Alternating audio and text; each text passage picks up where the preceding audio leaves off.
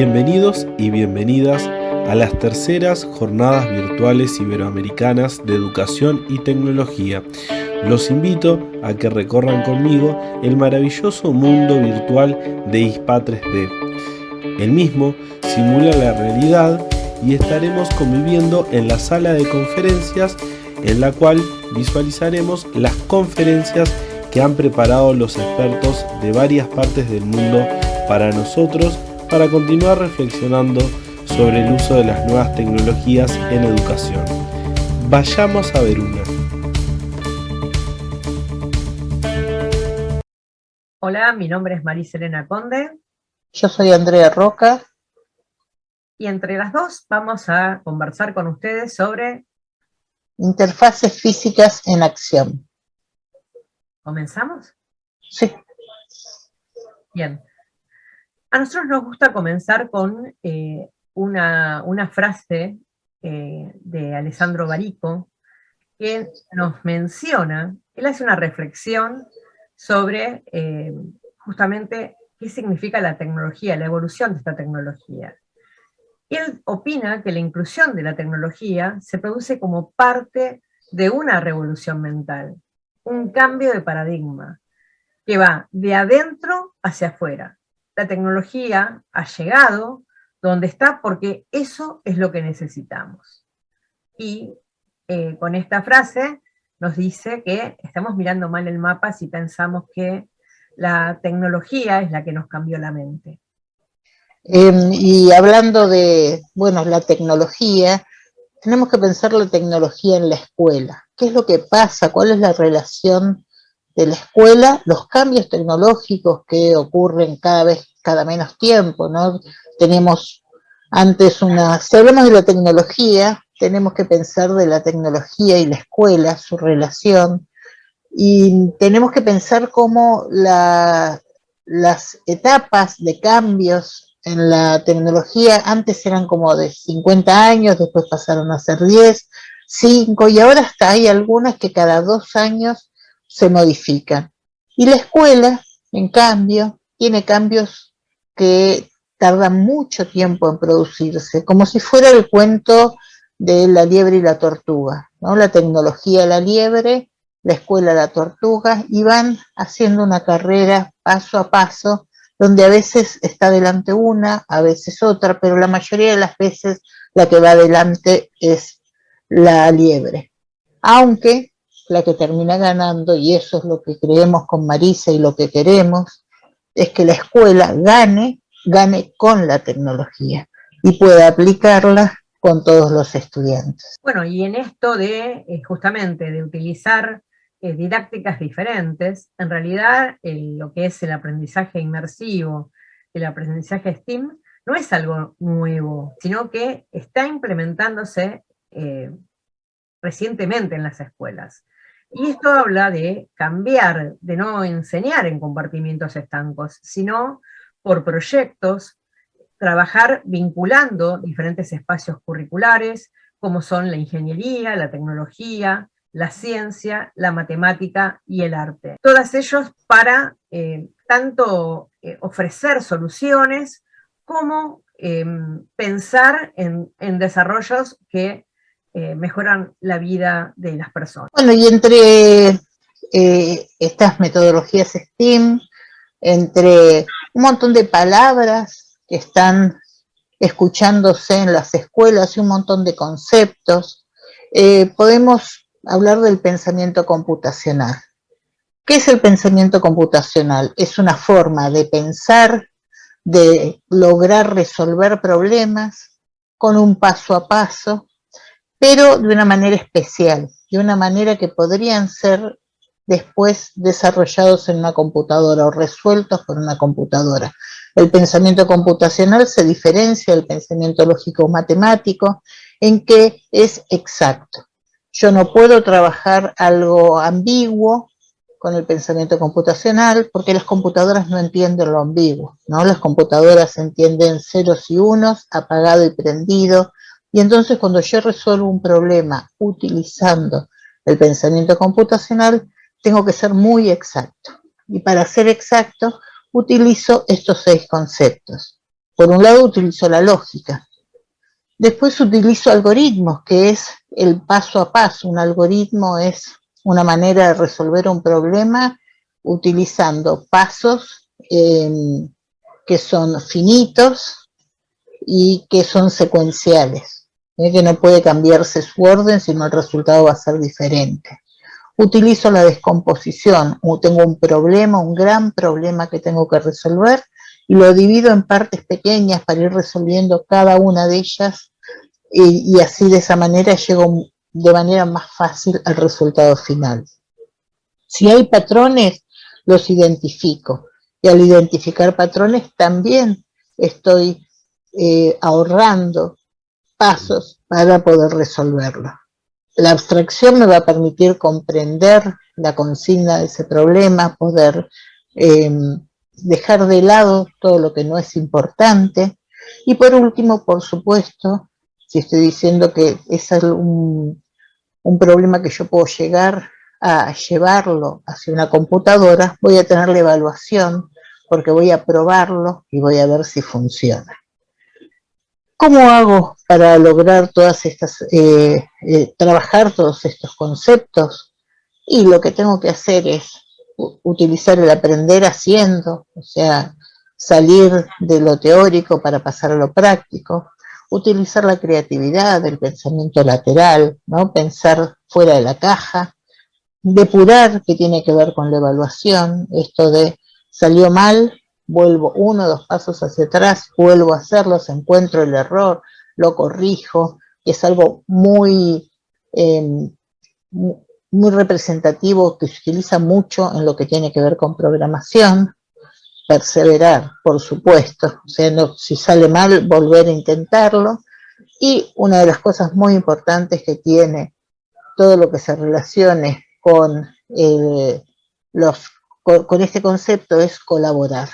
O sea, uno no tiene que trabajar solo, sino que tiene que trabajar con otros. Bueno, y en esto que hablamos de colaborar y trabajar con otros, hay como otras didácticas también que podemos aplicar que tienen que ver con el ABJ, el aprendizaje basado en juegos, que podemos utilizar, por ejemplo, un juego de mesa, un videojuego. Lógicamente que el docente, antes de llevarlo al aula, como haría con cualquier buen libro, que va a recomendar es leerlo. Entonces requiere que el docente lo juegue y que planifique en qué contenido curricular lo va a trabajar, ¿no? Qué se pone en juego. Y justamente para que no sea que llevo un juego y después de que lo jueguen digo, ¿y qué aprendieron? Sino que lo tengo que tener claro yo como docente. En cambio, la gamificación no es, puedo llevar un juego, pero tiene otras posibilidades. Lo importante de la gamificación es una narrativa que justamente vaya hilando los diferentes desafíos y acertijos que de pronto puedan ir resolviendo, pero que estén justamente cruzados con esta narrativa, ¿no? No es llevar poner algunas cuestiones que tienen que ver con la gamificación, como ser las medallas, el ranking, sin un contexto que, digamos, que esté anclado, ¿no? De por sí, porque yo de medallas, eso no significa que los voy a alentar, sino que tienen que estar pensadas. En eso, como ejemplo, nosotros lo que decimos es que, por ejemplo, en matemática, en el área de matemática, yo puedo pensar en organizar grupos, y esos grupos, si por una narrativa que justamente los motive a participar, podrán ir resolviendo diferentes desafíos, y cada vez que superen esos desafíos van a subir un nivel, o van a recibir medallas, ¿no? Lo que, buscando justamente llegar a resolver y llegar al final del... Bueno, y así poco a poco nos estamos acercando a las interfaces físicas, pero antes vamos a hacer un alto en lo que es la robótica. La robótica, que también está últimamente resonando y está llegando a las escuelas, o ya está instalada en algunas, pero es un término muy amplio, porque la robótica es una rama de la ingeniería. Y entonces pensamos, bueno, ¿y nuestros estudiantes van a prepararse para ser ingenieros? Y no, la realidad es que la robótica educativa no prepara para ser ingenieros. Algunos se inspirará y querrá seguir esas carreras, pero la robótica educativa es un puente, es un elemento que nos va a ayudar a lograr cierto objetivo, que va a estar relacionado con un objetivo de aprendizaje curricular, y la diferencia es que en vez de trabajarlo en forma abstracta, lo trabajo con un robot que tiene otro tipo de motivación, necesita de otros tipos de habilidades, y, y entonces de esa manera podemos como incorporar de una manera más fácil, más motivadora eh, y más integral el aprendizaje que se esté buscando. Y después tenemos la robótica pedagógica, que lo que tiene que lo que busca es la parte de la didáctica y la parte no digamos la parte teórica, pero sí la que se ocupa de pensar cuáles son esas habilidades, cuáles son esas maneras en que la robótica educativa va a llegar y va a trabajar en cada una de las escuelas. Bueno, y esto que hablamos de la colaboración, ¿no? Nosotros lo que trabajamos es organizando a los estudiantes en equipos, ¿no? Equipos de trabajo en el cual desempeñan un rol, como ser constructor, el que organiza, el que programa, el que investiga, porque puede suceder que algunas situaciones para resolver un problema no tengan digamos, la información y haya que salir a buscarla. Este tipo de, hablamos de las 4C, este tipo de metodología propone esto de conectar desafíos, de relacionar y más que nada motivar, ¿no? Motivar a querer justamente buscar soluciones. Esto de contemplar a partir de la observación, volver a recapitular, acá no, los errores no se toman en cuenta como errores, sino que uno dice que está optimizando y vuelve a probar y vuelve a mejorar. Construir artefactos, prototipos, ideas, y siempre con este ánimo de colaborar. Y continuar, porque justamente, como decimos, estos prototipos pueden ser que estén en un formato beta, ¿no? De la mejora, y que con el aporte de los diferentes grupos y los diferentes estudiantes puedan mejorar. Y se da esta cuestión del estado de fluidez, porque siempre es como un ciclo que volvemos al principio y siempre con esta idea de optimizar, de mejorar estos procesos, estos dispositivos que nosotros vamos creando.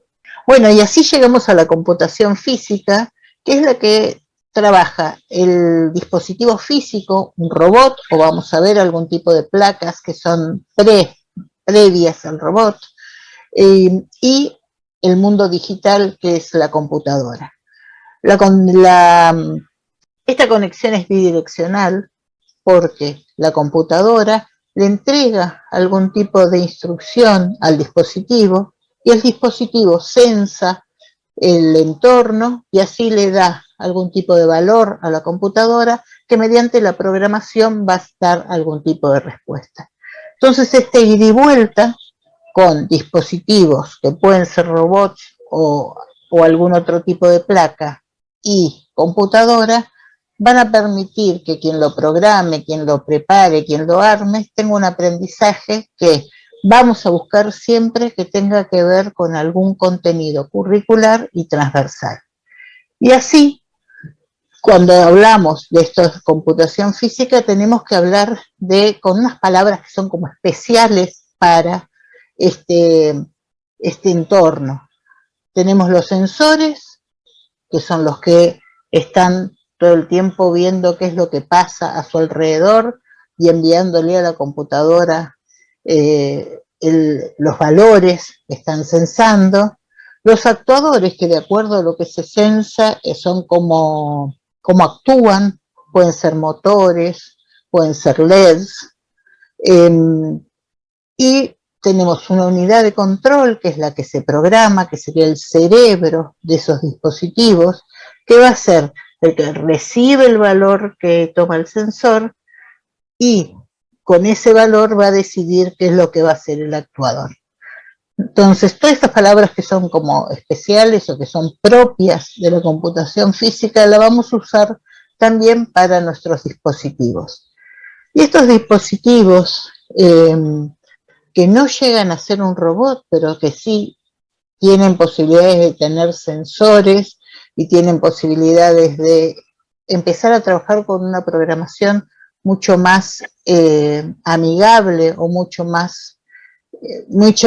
menos compleja que cuando trabajo con un robot, pueden ser, acá tenemos tres, tenemos el Makey Makey, tenemos el Miau Miau, que es en general en México se comercializa, tenemos una placa que es un clon del Makey Makey, que en general viene de China. Todos estos son dispositivos de computación física que no llegan a ser robots, pero sí permiten trabajar todo lo que tiene que ver con esta unión entre el mundo físico y el mundo digital. En general, estas placas lo que hacen como trabajo principal o como, principalmente lo que hacen es convertir cualquier objeto que sea conductor o conductivo en alguna de las teclas en el teclado. Así permite un montón de posibilidades, ya que cualquier lenguaje que pueda tomar una entrada desde el teclado puede trabajarse con estas placas. Acá en Argentina tenemos Chimeleta, que tiene la misma posibilidad. Lo que hace es transforma el teclado en cualquier objeto que sea conductivo. Acá tenemos zanahorias que están permitiendo jugar al Pac-Man o al Mario, algún juego, y esto llama la atención y motiva muchísimo a los estudiantes, ya que sentir que pueden manejar un jueguito con una fruta, con una verdura o con masa conductora, lo lleva a decir, bueno, ¿cómo lo hago? ¿Cómo programo? ¿Qué es lo que tengo que hacer? Chimeleta lo que tiene es, convierte las teclas WASD, F, G, H, J, que son las teclas que más se utilizan para los juegos, y las flechas del teclado. Como dije antes, lo que necesita se conecta por un lado a algún objeto conductor y por otro lado, para cerrar el circuito, se puede trabajar algo de electrónica también, básica. Lo tengo que conectar a una tierra o GND, y el puente entre ese objeto y la tierra es uno mismo, es el ser humano que tiene un porcentaje alto de agua y somos conductores. Por supuesto, estamos hablando de una corriente que no hace mal, no la sentimos absolutamente para nada, pero simplemente somos el puente entre ese objeto y la computadora y la placa. Como dije antes, cualquier software que permita programar el teclado, que tome y pueda ver qué teclas estoy apretando, podemos usarlo con Chimeleta, con Makey Makey, con Miau Miau, cualquiera de esos. Los más utilizados hoy en la escuela es Scratch, Mblox. Bueno, podemos trabajar Arduino si trabajamos con secundaria, podemos trabajar Python, que ahora se está utilizando muchísimo. Bueno, cualquier lenguaje que se les ocurra se puede usar con este tipo de placas. Y tenemos una plaquita más que tiene que ver con la computación física. Vuelvo a decir que no llega a ser un robot, pero que tiene sensores, tiene actuadores, tiene la posibilidad de programarse, que es la placa microbit. La placa microbit nació en la BBC de Londres y está siendo distribuida acá en las escuelas primarias, y lo que permite es programar, bueno, los LEDs que tiene 2 pulsadores, tiene diferentes conectores donde puedo poner LEDs, puedo poner un motor, tiene una brújula, un acelerómetro, tiene una cantidad grande de sensores y tiene una particularidad, que si yo no tengo la placa, puedo programarla en un simulador, en un entorno donde, primero que es por bloques, es muy fácil programarlo, pero por otro lado, puedo simular todos los sensores que tiene la placa y actuadores los puedo simular directamente en la computadora. Entonces puedo trabajar previamente a tener la placa con el simulador y después pasar a la placa una vez que hice todas las pruebas. Acá tenemos algunos proyectos de, o sea, la placa microbit acá está acá, porque tiene que ver con las emociones, con el movimiento de la placa. Acá tenemos un buzzer, tenemos un LED, digamos, podemos hacer proyectos que impliquen el uso de la placa, pero que no tienen por qué ser de un tema duro, digamos, podemos trabajar temas o habilidades blandas, como por ejemplo pensar en las emociones.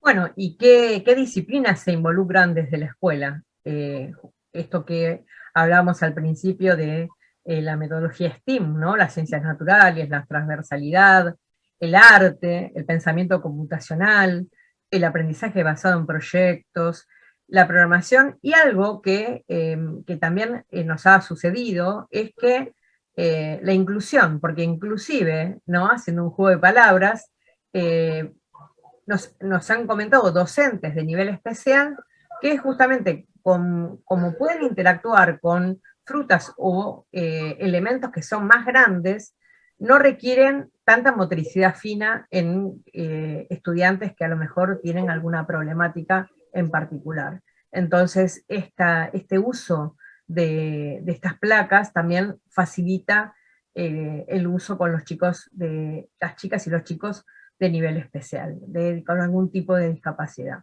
Si continuamos, bueno, una de las cosas que, esto que hablaba Andrea de interactuar con el mundo físico, bueno, hay muchas actividades que nosotros desarrollamos. En las escuelas propiamente trabajamos, los vestimos a los chicos de investigadores, y ellos mismos empiezan a verificar qué elementos son conductivos y qué no. Entonces les acercamos una tabla de valor para que ellos justamente la vayan completando a partir de su propia experiencia y sacando sus conclusiones.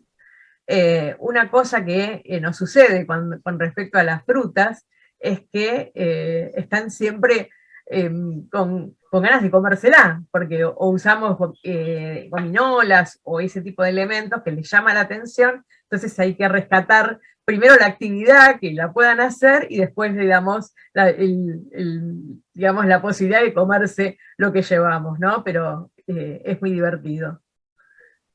Seguimos, y bueno, en estas imágenes ustedes también, tanto con adultos como con niños, trabajamos con las interfaces. Ellos programan desde juegos o diferentes, digamos, proyectos en los que al interactuar con los diferentes elementos producen algo en la pantalla que ha sido programado previamente. Seguimos. Bueno, estas son algunos prototipos que estamos haciendo últimamente que tienen que ver justamente con esto de la metodología STEAM, porque tienen que pensar en proyectos en los que, bueno, como ustedes ven, hay prototipados, están trabajando con algunas cuestiones que tienen que ver con rampas, con plano inclinado, con lo que ustedes ven hacia la derecha. Ustedes ven unos vasitos con agua, y eso es estamos simulando el medidor que existen en los parques nacionales, respecto a las alertas por el fuego, digamos, ¿no? Entonces, ellos justamente han programado esos vasitos con líquido coloreado, y de acuerdo a que ellos coloquen el dedo en uno de esos vasos, va a producir un efecto, va a dar una información.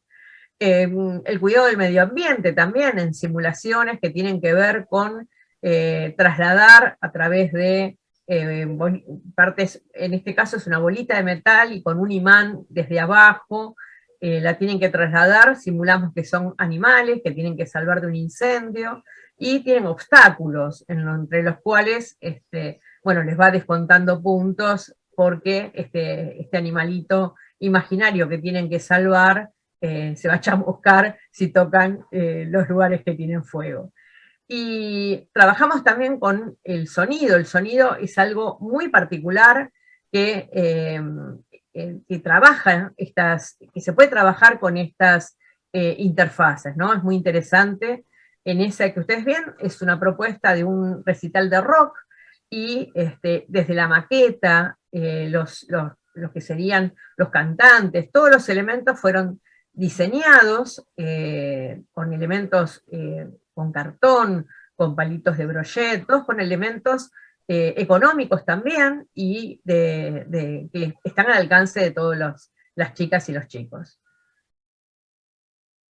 Bueno, acá también ustedes ven algunos prototipos con lápiz, en el que ven en la parte izquierda es como un juego que nosotros se lo conoce como el ahorcado, pero por la mamá de Andrea lo renombramos y es el desarmando el robot, ¿no? Entonces, si de pronto no aciertan con las letras que van en la palabra que tienen que develar, bueno, se va desarmando el robot, ¿no?